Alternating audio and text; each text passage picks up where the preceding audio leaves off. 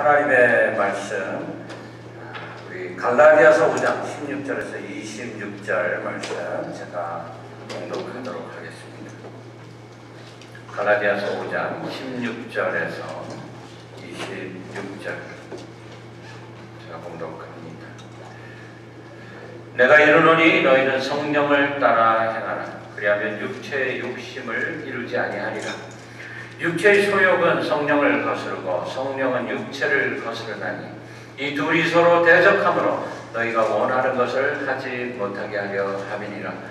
너희가 만일 성령의 인도하시는 바가 되면 율법 아래 있지 아니하니라.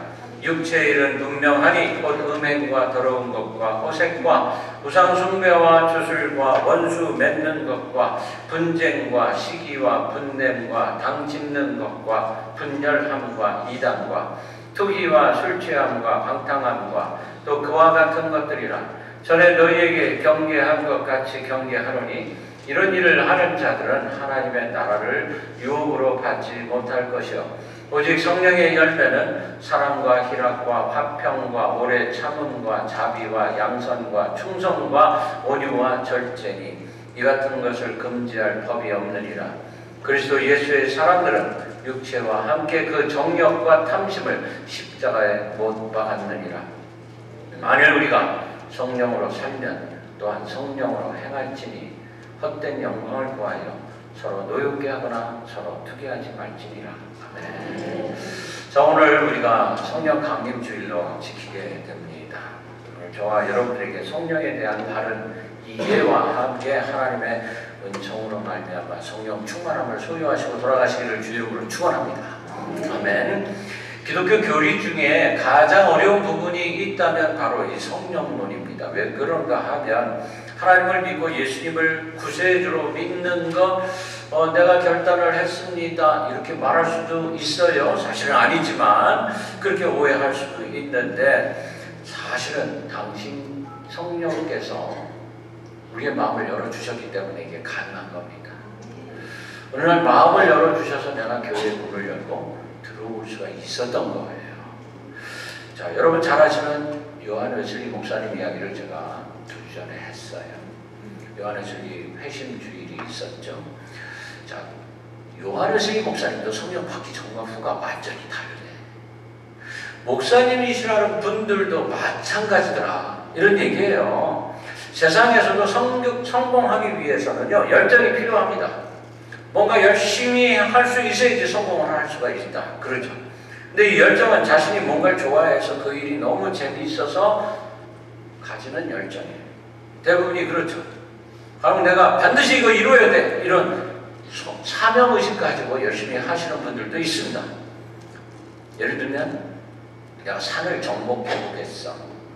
와, 이런 분들은요 정말 산을 너무너무 좋아해요. 밥도 안 먹고 산에 올라가.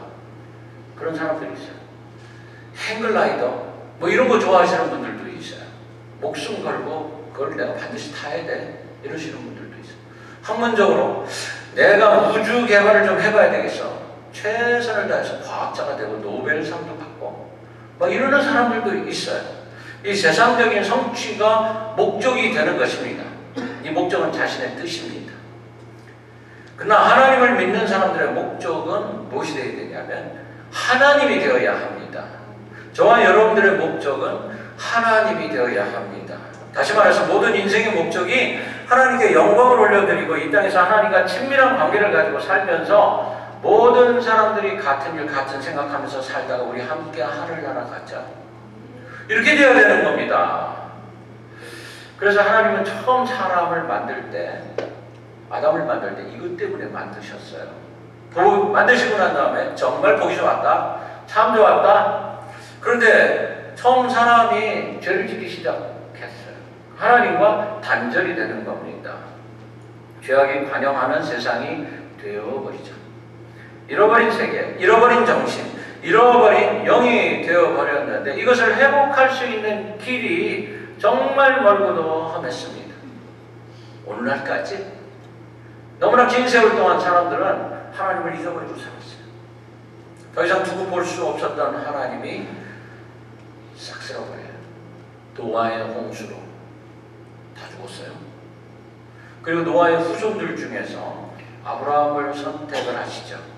한 민족을 일구어 나가십니다. 그러나 인류의 죄는 계속되고 선택한 민족은 이스라엘은 반복해서 하나님을 배신하고, 여러분, 이게 인간의 모습이었습니다. 마침내 하나님 당신의 아들 예수 그리스도를 이 땅에 보내주시지 않으면 안 되는 상황까지 갔던 거예요.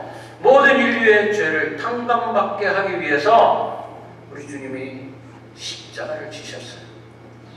이제는 이 역사의 대장정, 범죄의 역사의 대장정을 마쳐라. 천국과 같은 세상을 만들어 가라.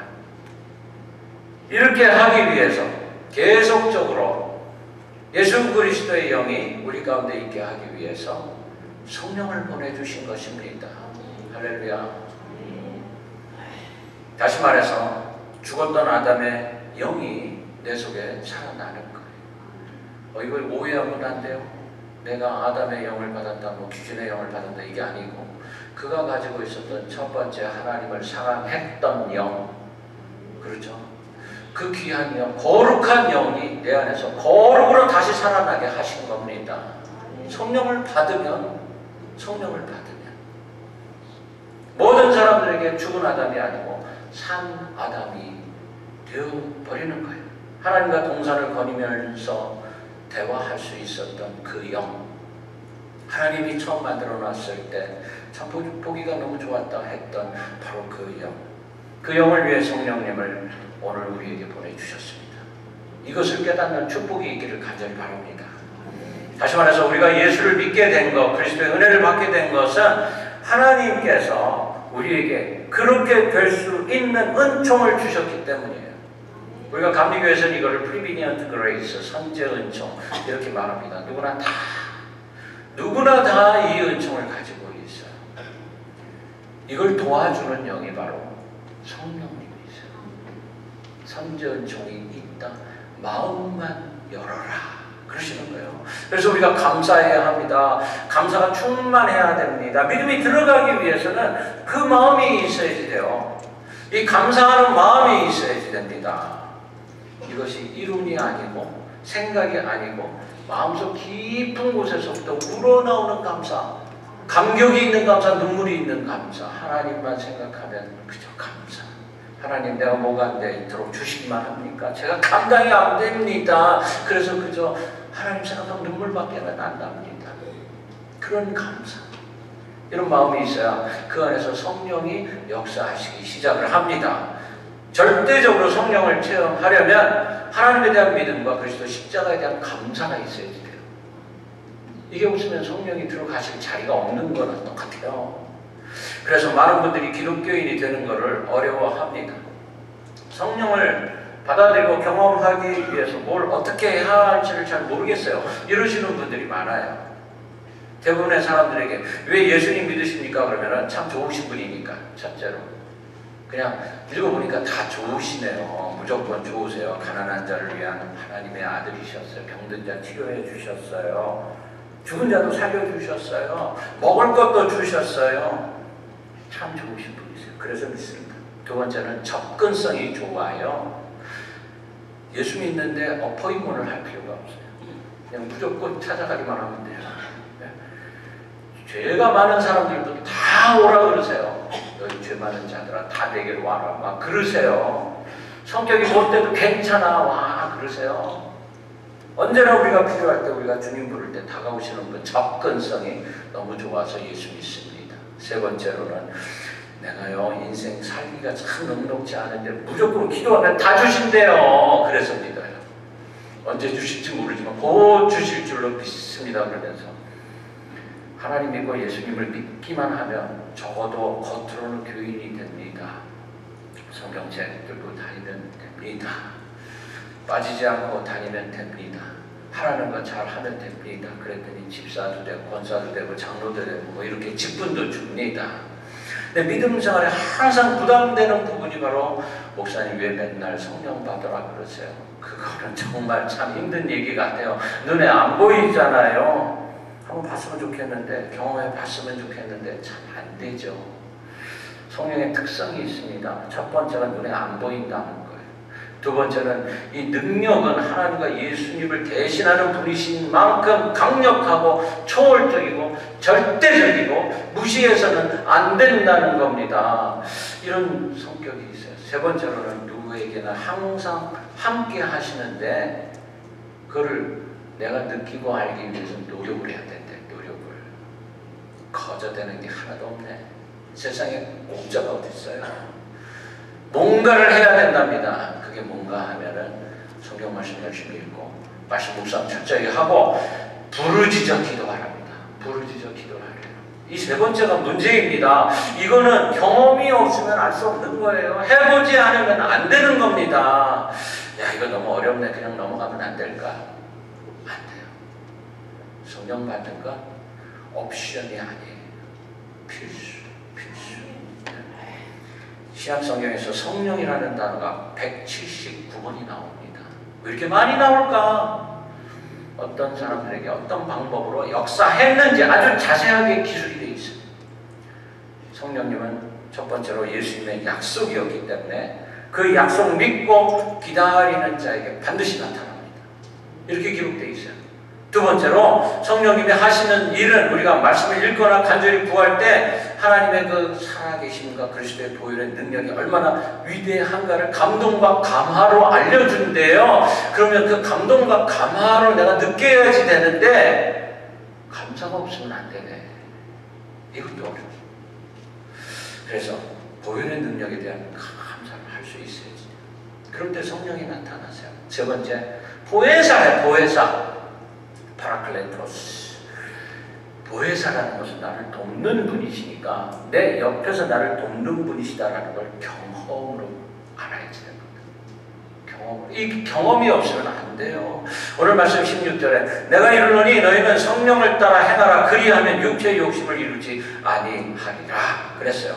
여기서 성령을 따라 행하라 라는 말은 명령형입니다. 행하라, 해라. 필수다. 이거는 반드시 해야 된다.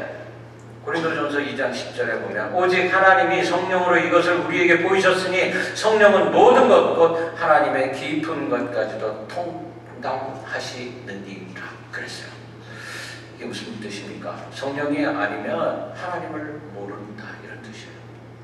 성령이 들어와야 통달한다 이런 뜻이에요. 하나님을 알면 영이 있는 것입니다. 하나님을 모르면 성령이 없는 겁니다. 영이 없는 거예요. 우리가 웨슬리 목사님이 이 성령 체험을 하고 난 다음에 완전히 변화된 인생을 살았다. 그리고 감리교회가 창설되었다. 여러분 이걸 우리는 그냥 넘어가면 안 되는 이야기입니다. 이 땅에 수많은 사람들이 살고 있는데 그 중에 하나님을 아는 사람과 모르는 사람이 분명히 존재한다는 거예요. 예수께서 이렇게 말씀을 하십니다. 분명하게 구분을 하시는데 이렇게까지 구분을 하세요.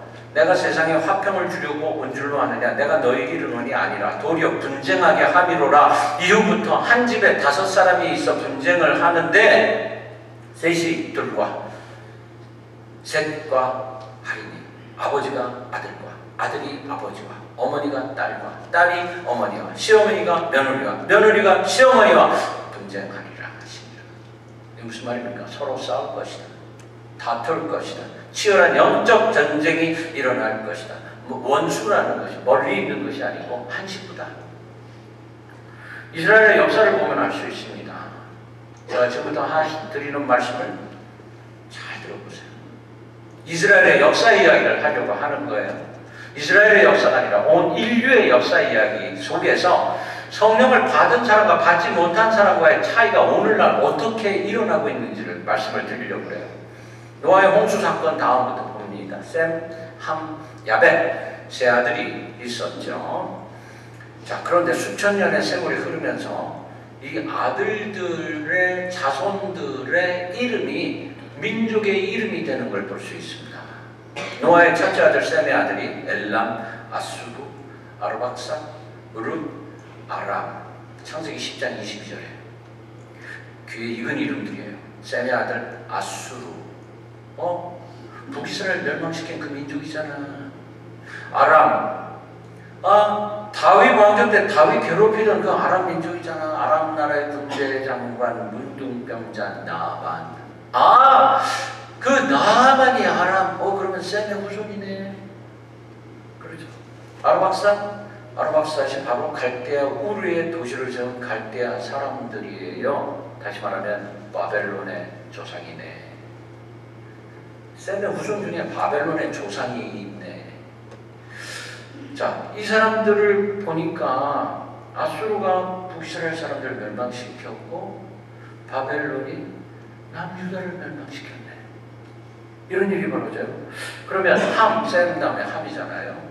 벌거벗은 잠든 아버지 아랫돌이 보고 흉본죄로 너의 후손들을 전부 노예로 살아라. 그러면 노예로 살았던 후손들 그들의 나라는 어떤 나라일까? 창세기 10장 6절에 보면 함의 아들은 구스와 미스라임과 붓과 가나안입니다. 사람의 이름이 곧 나라 이름이에요. 구스의 아들은 스바와 하빌라와 삽다와 라마 삽드가이며 라마의 아들은 스바와 드단. 이렇게 말합니다. 함의 후손들이 오늘날 중동의 모든 아랍인들이에요. 구스는 이디오피아를 말하고 미스라임은 이집트를 말하는 거예요. 붓은 리비아 사람들을 말하는 거예요. 함의 넷째 아들이 바로 가나안인데 족각꿀이 흐르는 땅 가나안 민족들 이스라엘 사람들하고 대판 싸우잖아요. 그들이 오늘날의 팔레스타인입니다. 블레셋 사람들. 셋째 아들 야벳은 누굴까? 야벳의 아들은 고멜과 마곡과 마데와 야완과 두발과 메섹과 디라스. 이름들이 좀 생소하죠? 야벳의 아들들을 크게 나누면 오늘날의 유럽인, 그 다음에 몽골인, 코카소스, 스키타이안 이런 사람들이에요. 오늘날 우리 민족, 우리가 몽골 쪽에서 나왔잖아요. 우리 민족이에요. 그러면 유대인의 조상은 누굴까? 셈, 함, 야벳 중에 한 사람이죠. 이 조상들을 알기 위해서 아브라함이 누군가를 알면 돼요. 아브라함의 후손들이니까 전부 다. 아브라함이 어디 살았다고? 갈대아 갈대아 우르? 거기 바벨론인데 아브라함은 곧 바벨론의 조상이네. 그러면 다시 말하면 아브라함의 조상이 갈대아인이라는 건데 셈의 넷째 아들 아르박삿의 후손이다라는 건데 셈의 후손으로 갈대아 우르에서 살다가 하란을 거쳐서 가나안 땅으로 간 아브라함이 있고 그냥 남아서 갈대아 우르에서 사는 사람들이 있을 것이고 이들이 자라는데 성장하는데 아브라함은 하나님을 믿고 갈대아 사람들은 하나님을 안 믿고 같은 형제들이고 같은 조상들이 이렇게 둘로 나눠지는 거예요. 하나님을 안 믿던 바벨론이 하나님을 믿던 유대인들을 치는 거예요. 이런 일이 벌어지는 거예요. 아이러니한 것은 세상적인 아브라함의 후손이라고 할 수 있는 갈대아 사람들 바벨론이라는 나라를 세우고 믿음의 후손 아브라함 후손 유대인 남유다를 멸망시키더라는 겁니다. 제가 말씀드리려는 건 이겁니다. 이들의 차이가 있다면 갈대아 사람들은 하나님 모르던 아브라함의 후손 유대인들은 하나님을 아는 아브라함의 후손. 한 가족 안에서 세월이 지나가다 보니까 둘로 나눠지더라. 무슨 얘기냐면 정신 똑바로 차려야 된다는 겁니다.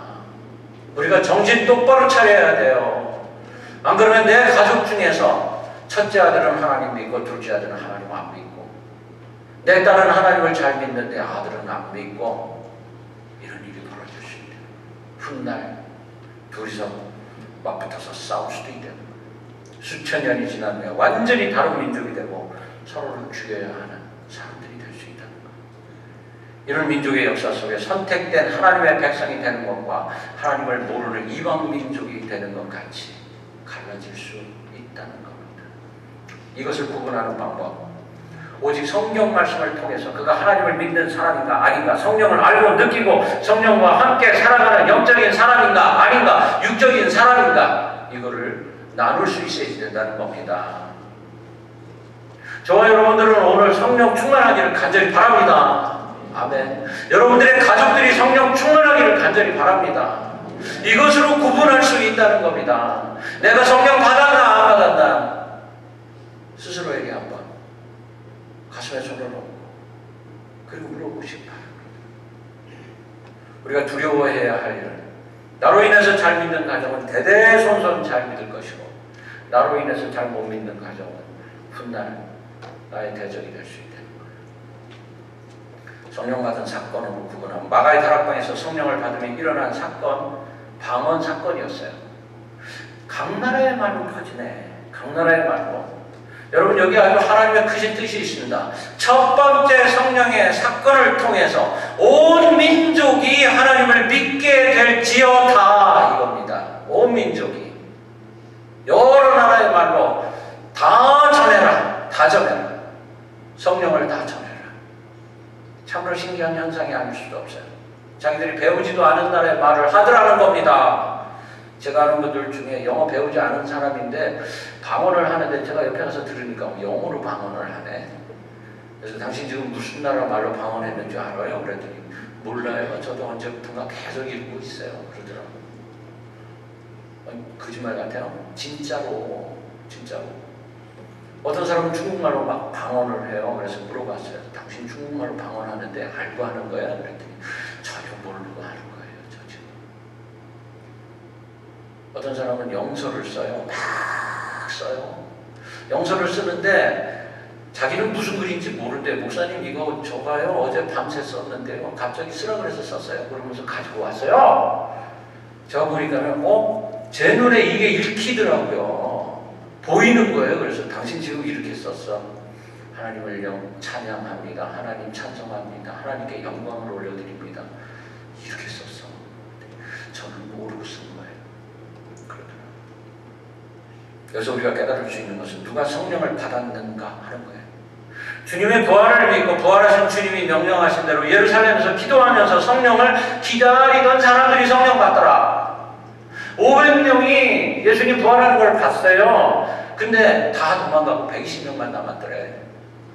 120명만 앉아서 성령을 받았어. 무슨 뜻이냐 하면 믿고 순종하고 하라는 대로 해라. 그 사람들만 받았어. 떠나지 마.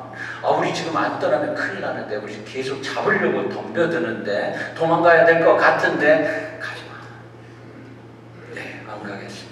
하나님 사모하고 약속 믿고 강구하는 자에게 표적으로 방언을 주더라는 것입니다. 성령이 원하시는 것이 바로 하나님의 얼굴을 보는 그들이 뭐라고 기도했겠어요? 하나님 우리 잡으러 오는 사람들이 너무 많은데 하나님 우리를 지켜주소서 우리를 봐주소서 하나님의 얼굴을 구하는 거예요. 하나님 나를 봐주소서 나를 지켜주소서 이렇게 기도하는 거 내가 하나님의 얼굴을 구하는 거예요. 그 당신의 눈길이 나를 떠나지 마시옵소서 이렇게 얼굴을 구하는 거예요. 여러분들이 그렇게 기도할 수 있어야 돼요. 그랬더니 자연스럽게 방언이 터지더라. 17절에 육체의 소욕은 성령을 거스르고 성령은 육체를 거스르나니 이 둘이 서로 대적함으로 너희가 원하는 것을 하지 못하게 하려 함이라. 서로 싸우네. 하지마 이러는 것들이 있네. 그런 것들이 있어요. 우린 그것을 악한 영이다. 사탄이다. 이름을 아예 붙여줬어. 너는 사탄이다. 뭐라고 그래야 돼요? 사탄아 나사렛 예수 이름으로 명한다. 떠나갈지어다. 물러갈지어다. 머무르지 못할지어다. 묶임 당할지어다. 저 깊은 사탄 보니까 바닷속에 빠져버려라. 여러분들이 여러분들의 보이지 않는 성령의 포승줄로 꽁꽁 묶으세요. 꽁꽁 묶일지어다. 그러면은요 불같은 성령의 줄이 그 사탄을 확 휘감아 버려요. 그리고는 돌려서 던져버리는데 사탄 머리까지 날아가. 믿는 대로 될지어다. 아멘. 우리가 믿음이 있다라는 것은 보이지 않지만 이루어지는 것을 내가 봅니다. 그러는 거예요. 이걸 믿을 수 있어야지 돼.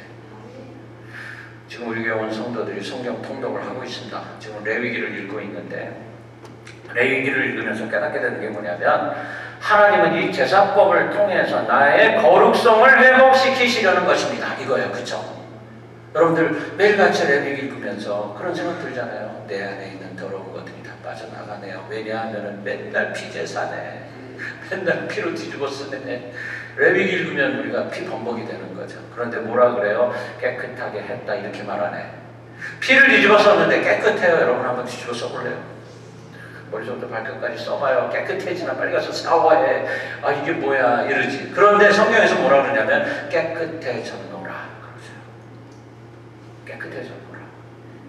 거룩해졌노라 그러세요. 이 피를 뒤집어 쓰고 거룩해졌노라. 어떻게? 내 속에 죄악이 보혈의 피로 깨끗하게 되었기 때문에 내 속에 숨어있던 거룩성이 겉으로 드러나는 거예요. 할렐루야. 이게 보여지니까 보이지 않는 것이 보여지는 것, 그것을 우리는 볼 수 있는 겁니다. 그래서 뭐라 그래요? 당신은 거룩해졌습니다. 이 피 흘림의 제사법은 우리 주 예수 그리스도의 십자가 보혈과 깊은 관계가 있는 거고, 제사장의 기도와 간구를 통해 온 민족이 용서받고 다시 하나님을 찾을 수 있게 해주었던 제사법이었어요. 그래서 그 제사의 자리에 나갔던 이스라엘 백성들이 집으로 돌아갈 때는 룰루랄라 하면서 돌아가는 거예요. 나 모든 죄를 다 용서받았습니다. 감사합니다. 내가 오늘 바쳤습니다. 피제사 받았어요. 그리고 룰루랄라 돌아갈 수 있었어요. 오늘날 우리는 예수님의 십자가 보혈의 능력으로 머리부터 발끝까지 보혈의 피를 뒤집어 쓰고, 여러분들이 앉아있는 의자가 저는 보혈로 보여요. 시뻘겋잖아. 여기 전부 앉아있잖아요. 지금 피 속에 담겨져 있는 거예요. 지금. 오늘도 제가 이제 이렇게 빨간 걸로 저도 뒤집어 쓴 거예요. 지금 머리속부터. 우린 거룩성을 찾아야만 합니다. 예수님 아니었으면 오늘날 우리도 수많은 소와 양 잡아야 돼요. 여러분들 다 한 마리씩 갖고 왔어요? 이렇게 물어봐야지 돼요. 안 갖고 온 사람은 저 바깥에 나가면 비둘기 파는데 그거 사가지고 오세요. 그래야지. 중요한 것은 그렇게 해서라도 하나님과의 관계를 회복해야 한다는 겁니다. 예수님과의 관계 회복을 통해서 하나님 만나고 그 증거로 성령을 받는 겁니다. 저와 여러분들이 늘 깨어서 성령의 음성 듣기를 갈망하고 하나님 얼굴을 구하는 기도를 해야 하는 이유가 바로 여기 있습니다. 이렇게 성령 주시는 목적, 사도행전 1장 8절 말씀입니다. 오직 성령이 너희에게 임하시면 너희가 권능을 받고 예루살렘과 온 유대와 사마리아와 땅끝까지 이르러 내 증인이 되리라 하시니라. 여러분들이 증인이세요. 제가 여러분들의 얼굴을 보면 빛이 나요. 번쩍번쩍 빛이 나요. 저 원래 얼굴이 까만데요. 아니 나는 보이지 않는 걸 본다니까. 여러분들의 얼굴은 빛이 나요. 아주 환해요. 다음에 하실 일이 뭐라고요? 나가서 증인이 되십시오. 나의 빛을 다른 사람들에게 전하십시오. 하나님의 사랑을 알지 못하는 사람들에게 복음을 전하십시오. 그래서 여러분 이 시간에 성령님을 초청하시기를 바랍니다. 성령님의 도우심을 받아 땅끝까지 복음 전하는 자가 되겠다고 결단할 수 있기를 바랍니다. 성령을 여러분들의 심령 안에서 떠나게 하지 않도록 하기 위해서 찬양하고 기도하고 말씀 묵상 열심히 할 수 있기를 바랍니다. 그랬을 때 나의 가정이 대대손손 하나님 믿는 가정이 될 것이고, 나의 가정에서는 절대로 갈대아 사람들 같은, 바벨론 사람들 같은, 아수르 사람들 같은 그런 사람들 절대 안 나올 것이고, 저와 여러분들이 이 땅에 빛과 소금이 될 것이고, 복받는 교회를 세워나가는 저와 여러분들 되시기를 주의 이름으로 간절히 축원합니다.